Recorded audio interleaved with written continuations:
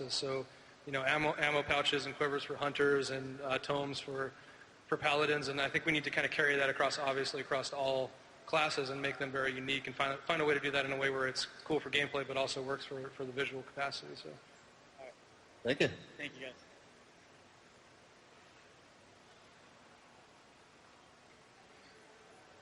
Hi there.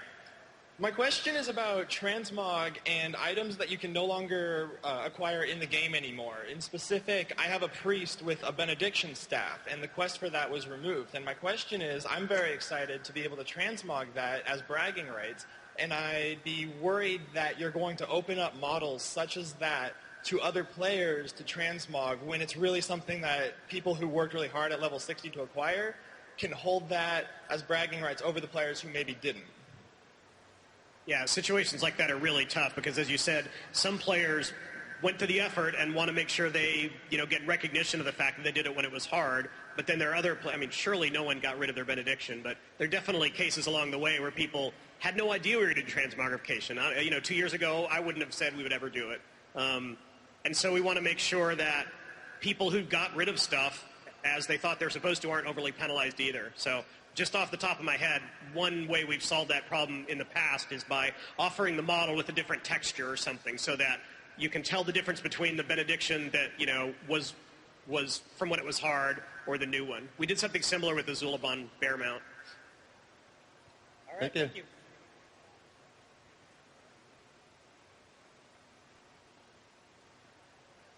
Hi there. I'm Iris from the Guild Tempest on Windrunner, and thanks, Adam. I would like to say, on behalf of all Ret Paladins, sorry for crying all day, every day on the forums. It's ridiculous. Thank you for doing your best to balance a class that's constantly changing, and I'll give you the respect for that. If you can deliver the RNG changes that you promised to make us more regular in our DPS so that we don't have a 5k window, then I'll be content. My biggest issue looking at this, though, is that with the 90 tier on our new talent tree, there's an obvious choice for Ret in the Holy Avenger ability, I believe it's called, which looks just like a flat DPS up because of that holy power acquisition. If you give us that, our DPS is going to skyrocket, and then we're going to get the nerf bat again, and we're going to completely reset this cycle of hatred. Just don't nerf us, don't buff us, please. We're so close to being balanced for the first time since ever. So just let it happen. Get rid of that. Let us be at peace. I'm fine with middle DPS.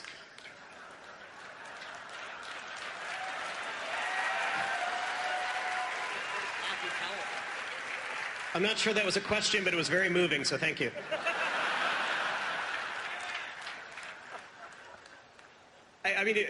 If your question was about the level 90 tier, then the intent is that all three of those powers be relatively similar DPS increases or throughput if you're a healer, and we feel like we have enough knobs there to hit those spots. The numbers we put up today haven't been through PTR, haven't been through rigorous testing, so we can continue to tweak things. There's no saying that Guardian Mage and Kings needs to last the same duration or have the same cooldown that it does today, and we have ways of buffing the other two as well.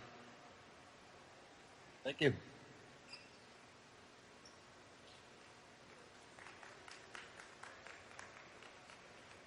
Hi, my question is about Windshear. Now, you're nerfing it for resto PvP. Do you intend to have them make a trade-off or to not let them have it? I think ideally we don't want them to have it.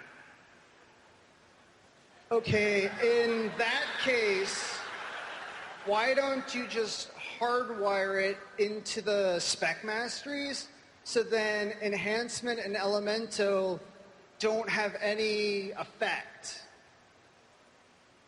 That would have been another way to go. It's tricky when we make changes like this, and this is a fairly big change, to not feel to players like we're redesigning everything. And when their talents change is one level of change, when their passives change, when core mechanics change. This one, by tweaking the talents, we thought was a pretty easy change that players would kind of get, and yet still leave them the option if they really feel like they're dependent on Windshear, they can still get it today. In 5.0, that may be a good opportunity to just take it away from them, and I don't know if we've made that decision yet. Okay. Thank you.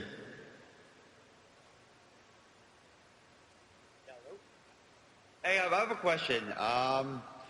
Will there be any craftable mounts in Mists of Pandaria, and will you be able to attack on your mount to anyone on the opposing faction? By any chance? Will you be able to attack someone on a mount? Yes. Yeah, probably not. And what about craftable mounts? Yeah, we've talked about a craftable mount. John would probably kill me if I said anything more right now, but we have a pretty exciting idea. Can you divulge? Come on. Maybe jewel crafting? Really? Really? I said maybe. Maybe? Okay. Maybe herbalism? What a horde!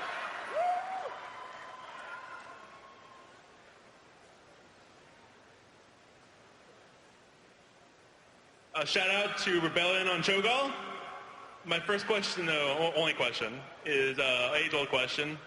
Green fire for Warlocks, is that possibility in Mists of Pandaria? Yeah, it's definitely a possibility.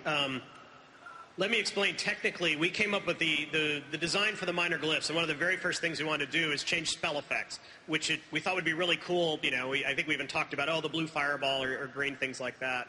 And technically, it's just very hard for us to do that right now. We basically have to make an entire copy of the spell, which I know is a lame excuse because it doesn't directly affect you guys, but it is something we just have to solve first before we can let players customize their spells to that level, which I think would be really cool. Now, we could always offer Warlocks another spell that was just green-colored, and the Warlock rotations have changed quite a bit. We can only touch on a little bit in the panels here, but we're hoping fairly soon to have talent trees, spec descriptions, all of that stuff up on our website, and you guys can kind of dive into it. Thank you. Thank you.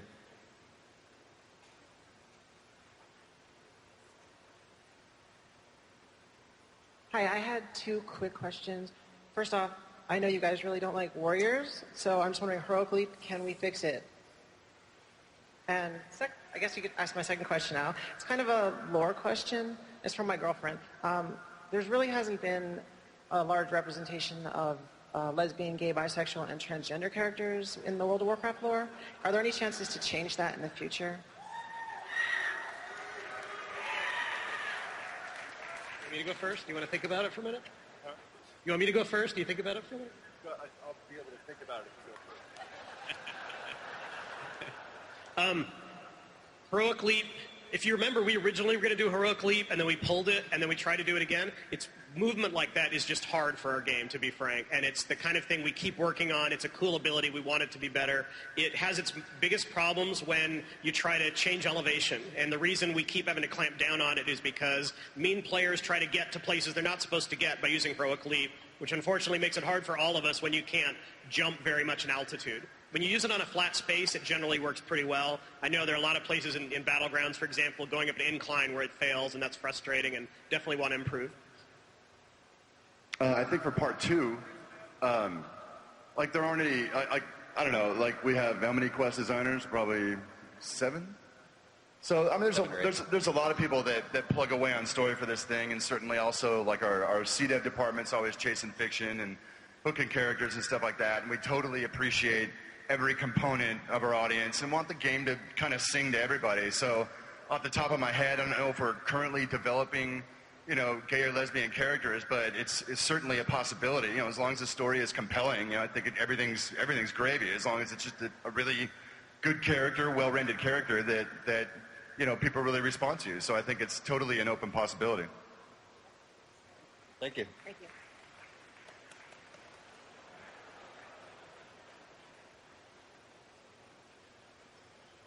Hi, my question is in regards to the benefits and negatives of 10 and 25-man raids. It seems that in a 10-man model, there are huge negatives with class representation, wasted loot, like you can get all male for an entire run, and I was wondering if there's a possibility of maybe moving the 10-man model to a 15-man model to have more representation, more balance on the developer side for raid mechanics.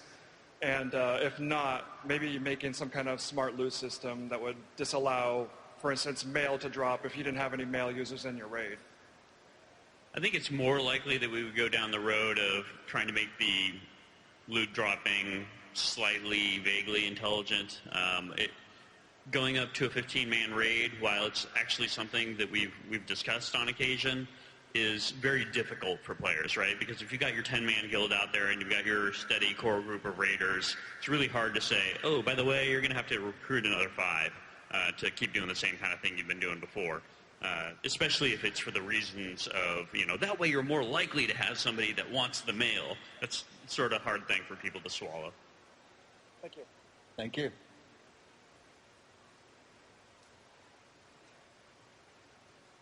Hi, as a kitty druid, I just want to say that I really love what you did with Fandral's Flamescythe. Really well done. I really like that. My question is, do you have any plans to make any other items like Fandral's Flamescythe in the future and maybe spread the love among the other druid specs? And also, once we get rid of the items that make the aesthetic form change, will we be able to access the form later through something like transmogrification? That's something we talk a lot about. When we give out an item like that, we ask ourselves, okay, do we want this to be what every druid looks like from now on? Because they probably would if we gave them the option. And by tying it to an item, we can have it last for a certain amount of time and then go away.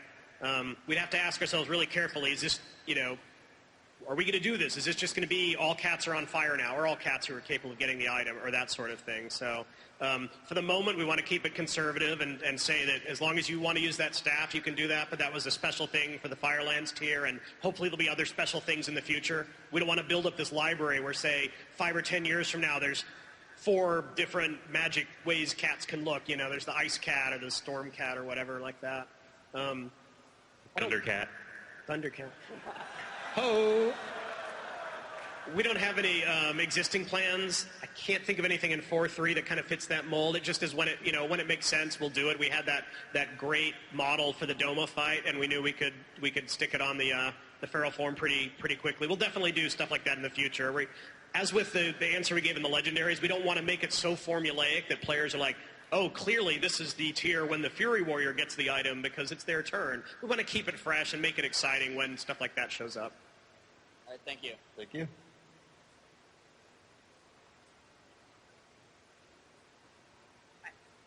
Hi, I just wanted to shout out to my guild Patronus Di Fortuna from Shadow Council. And as a hunter who's played that class for about 5 years, I want to thank you very much for the recent pet taming challenges that came out in 4.2. They were so much fun, and they really brought the hunter community really together. That being said, and how much we are so proud of all the pets that we've tamed, particularly the rare exotics, it seems really a shame that we're not able to take it into our raids and dungeons when we switch to our higher DPS spec. So I was kind of hoping and pleading that maybe this might be a change either in 4.3 and 5.0. I can maybe kind of sort of understand it in PvP, but when you're going up against an NPC in a raid or dungeon, why can't I have my spirit cat with me while I'm in marksman or survival? You hit on a couple of different issues there. I don't know if you heard yesterday, but we talked about we would let hunters choose any pet, could be ferocity, tenacity, or cunning. So that'll help part of the problem. You can have your traditional, you can have your turtle out there doing DPS if you want to. That won't specifically help the problem where, a Beastmaster only pet is something a Marks hunter couldn't use. And ideally, the answer to that would be Beastmaster DPS is high enough that you can do that, and you don't have to follow you don't have to go Marks and lose your pet in that case. It is interesting in a lot of these cases that BM DPS is really pretty good, and it's a self-fulfilling prophecy because players go and look at the parses and they see a lot of low BM parses and a lot of high Marks parses because the best players out there pick marksmen, and a lot of the BM parses you see are by players who are messing around or don't know any better, and so it skews the data really badly. But when you actually sit down and try to do the highest possible DPS you can do as BM, it's really not that bad. And for a lot